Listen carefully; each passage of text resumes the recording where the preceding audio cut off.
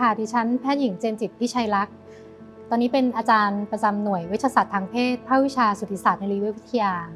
โครงการวิจัยเป็นการเปรียบเทียบวิธีการรักษา2วิธีในหญิงตั้งครรภ์ที่เป็นช่องคลอดอักเสบจากเชื้อราและติดตามไปจนถึงวันคลอดค่ะ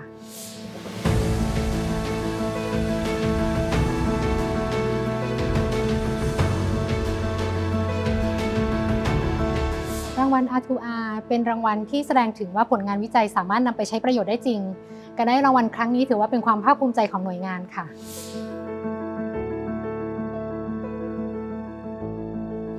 ช่องคลอดอักเสบจากเชื้อรานะคะเป็นภาวะที่เจอได้บ่อยนะคะได้พบถึง40%ของหญิงตั้งครรภ์และการเป็นซ้ำเนี่ยจะเป็นได้มากขึ้นเมื่ออายุครรภ์มากขึ้น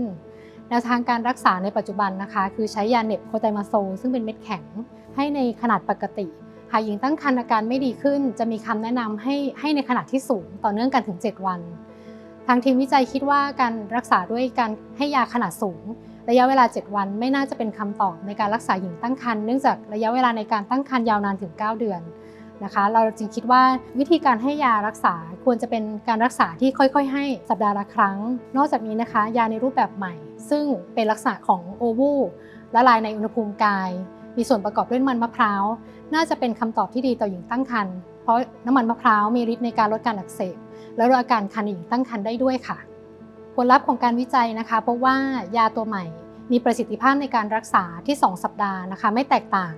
กับยาเดิมคือโคไตมาโซลและเมื่อติดตามไปจนถึงวันคลอดนะคะเราได้ติดตามหญิงตั้งครรภ์ทุกรายที่เข้าร่วมโครงการวิจัยและมีการรักษาอย่างต่อเนื่องเพราะว่าการให้ยาตัวใหม่จะทำให้คุณภาพชีวิตของหญิงตั้งครรภ์ดีขึ้นคือมีอาการคันลดลงและเมื่อดูที่ผลทางสูติกรรมนะคะเพราะว่าไม่แตกต่างกันระหว่าง2 กลุ่มและไม่ต่างจากประชากรทั่วไปที่ไม่ได้เป็นช่องคลอดอักเสบจากเชื้อราค่ะ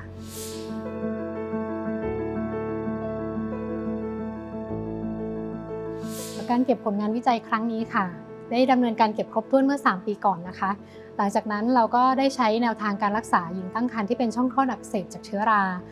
มาอย่างต่อเนื่องด้วยวิธีที่เราค้นพบจากการวิจัยโดยปัจจุบันเราใช้ยาตัวใหม่นี้ถึงประมาณ500 เม็ดแล้วค่ะมีประสิทธิภาพที่ดีและมีผลข้างเคียงน้อยนะคะนอกจากนี้การวิจัยของเราเนี่ยได้รับการตีพิมพ์เมื่อปีที่แล้วนะคะซึ่งแน่นอนว่าสูตินรีแพทย์ทั่วโลกซึ่งมีประสบปัญหาเดียวกันในการดูแลหญิงตั้งครรภ์ที่เป็นช่องคลอดอักเสบจากเชื้อราจะสามารถเอาผลงานของเราไปดูและมีความมั่นใจในการรักษาหญิงตั้งครรภ์ด้วยยาสูตรสัปดาห์ละครั้งไปจนถึงวันคลอดอย่างมั่นใจมากขึ้นและที่สำคัญกว่านั้นนะคะหญิงตั้งครรภ์ที่มีปัญหาช่องคลอดอักเสบจากเชื้อราเนี่ยก็จะมีคุณภาพชีวิตที่ดีขึ้นจากการใช้ยานี้ค่ะ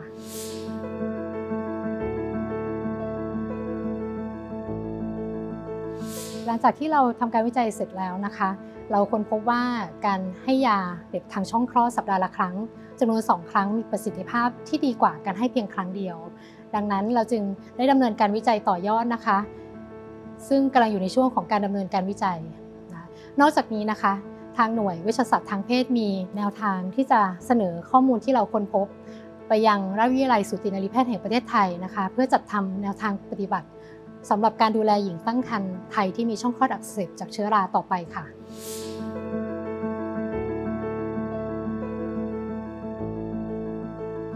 อุปสรรคในการทำวิจัยครั้งนี้นะคะเนื่องจากอัตราการตั้งครรภ์ในช่วง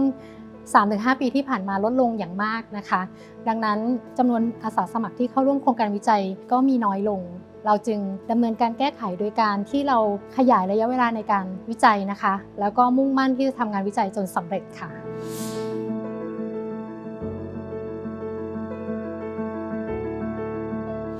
การนำผลงานวิจัยไปใช้ประโยชน์ถ้าจะให้มีประสิทธิผลให้ดีที่สุดนะคะคือการ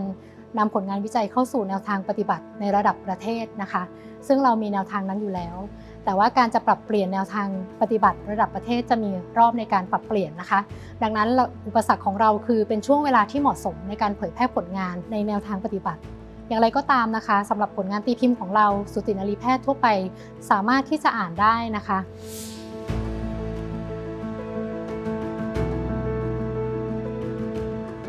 สิ่งที่เหนือความคาดหมายที่เกิดขึ้นนะคะทางทีมวิจัยเราคิดว่าการให้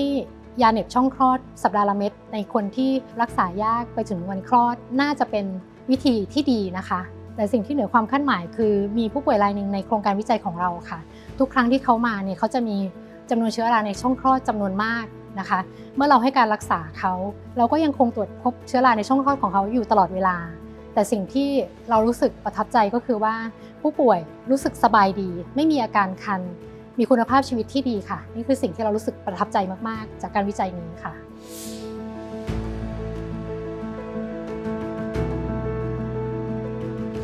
การวิจัยครั้งนี้ค่ะประสบความสำเร็จได้ด้วยความร่วมมือของคนในหน่วยงานทุกคนนะคะเพราะว่าเรามองเห็นสิ่งเดียวกันว่าปัญหาที่เกิดขึ้นเป็นปัญหาที่เจอบ่อยและต้องการการแก้ไขดังนั้นเราจึงมุ่งมั่นที่จะดำเนินการวิจัยเป็นเวลาหลายปีนะคะจนกระทั่งประสบความสำเร็จนอกจากนี้เรายังมีการสนับสนุนจากองค์กรภายนอกก็คือบริษัทยานะคะที่สนับสนุนให้เราใช้ยาอย่างไม่มีข้อจำกัดนะคะทำให้เราสามารถดำเนินการวิจัยได้อย่างประสบความสำเร็จค่ะในโอกาสนี้ก็อยากจะขอขอบคุณอาจารย์ท่านอื่นที่มีบทบาทสำคัญเช่นเดียวกันนะคะท่านแรกคือท่านอาจารย์มานพชัยธรรมคันโทซึ่งอาจารย์เป็นผู้ริเริ่มในการทำวิจัยครั้งนี้แล้วก็มีส่วนสำคัญมากๆเลยค่ะที่ทำให้งานวิจัยครั้งนี้ประสบความสำเร็จค่ะ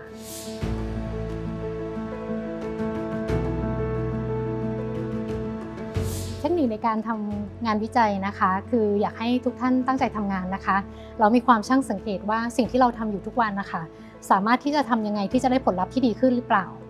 หากเราต้องการผลลัพธ์ที่ดีขึ้นนะคะเราจะเจอคำถามวิจัยที่ดีนะคะแล้วจะนำไปสู่การวิจัยที่ดีต่อไปนะคะสำหรับนักวิจัยรุ่นใหม่นะคะ R2R Award หรือว่า R2R Society ค่ะเป็นสังคมที่สร้างสรรค์นะคะทุกท่านที่นำผลงานมานำเสนอเพื่อประกวดนะคะสิ่งแรกที่ท่านจะได้ก็คือท่านจะได้เรียนรู้ตัวเองแล้วก็เข้าใจตัวเองมากขึ้นคำถามจากกรรมการทุกท่านค่ะจะเป็นคำถามที่สร้างสรรค์และจะทำให้ท่านได้เรียนรู้อีกขั้นตอนหนึ่งเลยนะคะการได้รับรางวัลก็เป็นส่วนหนึ่งนะคะแต่ว่าการที่เราได้เรียนรู้แล้วก็พัฒนาตัวเองอย่างต่อเนื่องเนี่ยเป็นสิ่งที่สำคัญไม่แพ้กันเลยค่ะ